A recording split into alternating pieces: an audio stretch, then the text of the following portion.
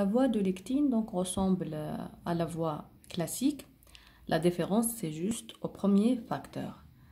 Dans la voie de lectine, le premier facteur, c'est le MBL ou la fécoline avec ses deux protéases MASP1 et MASP2, deux paires de MASP1, MASP2.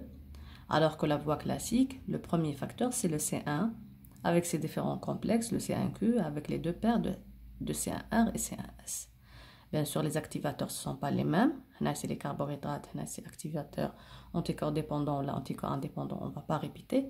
L'essentiel, c'est la même chose. Ici, donc, dans la voie de lectine, le MASP1 va activer le MASP2, le MASP2, donc, va cliver le C4 en C4A qui va être relargué et C4B, donc, qui va donc se lier au C2 qui va être clivé par le MASP2, donc en C2B qui va être relargué à la circulation sanguine et C2A qui va se lier pour former le C4B 2A qui est le C3 convertase. C'est la même chose comme la voie classique.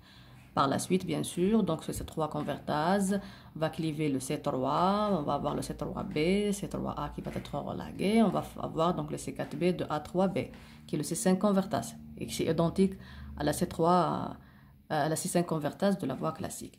C'est pour cela, cette image qui montre la comparaison entre les différentes voies montre que les deux voies, donc classique et lectine, donc ils sont très identiques. La différence qui m'a c'est au début juste, alors que c'est la voie alterne qui est totalement différente.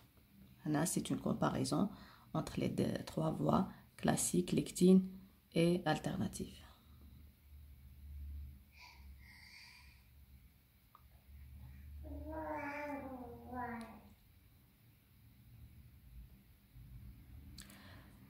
Ces trois voies aboutissent tous ces voies donc aboutissent à la fin à la formation de C5B par le C5 convertase. Et c'est ici que commence la voie commune effectrice. D'accord?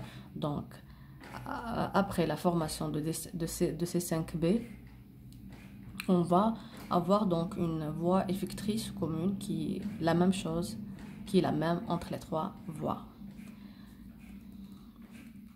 Donc, une fois que le C5 convertase a clivé le C5 en C5B et C5A, le C5A va relarguer et libérer dans la circulation sanguine parce que c'est une inflotoxine donc, qui a un rôle dans l'inflammation, alors que le C5B, donc, il va se lier à la membrane activatrice.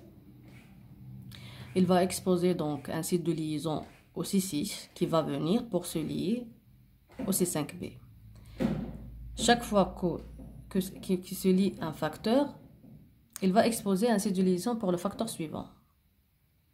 Donc le C5B a exposé un site de liaison pour C6. Le C6, il va exposer un site de liaison pour le C7.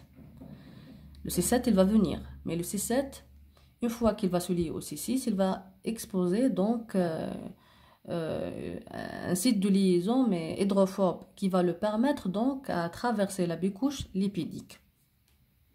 Mais il va la traverser que partiellement. Il va venir, cette liaison de C7, il va démasquer donc le site de liaison pour C8, qui a aussi donc une partie, donc un site de liaison donc hydrophobe qui va le permettre à traverser la bicouche lipidique, mais le C8, il va la traverser complètement.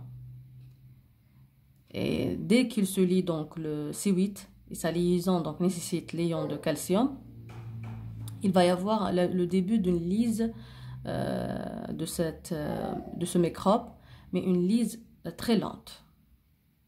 C'est un petit trou qui est provoqué par cette traverse de la bicouche lipidique par le C8.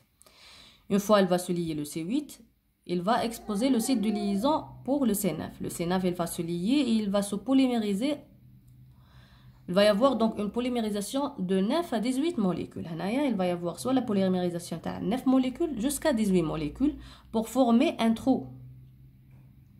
C'est ce vrai trou qui va entraîner la vraie lyse de microbe. Le C8, il va y avoir le début de lise, mais c'est une lise très lente. Une perforation, c'est juste une perforation très petite. Mais la polymérisation de C9 va permettre donc la formation d'un vrai trou. Ce qui va entraîner la lise de microbes par choc osmotique. Il faut savoir que ce trou, si on va donc voir le microbe sous microscopie électrique, sous microscope électronique, on va voir les vrais trous. Donc on va voir des trous sur la membrane de microbes, bactéries par exemple. D'accord.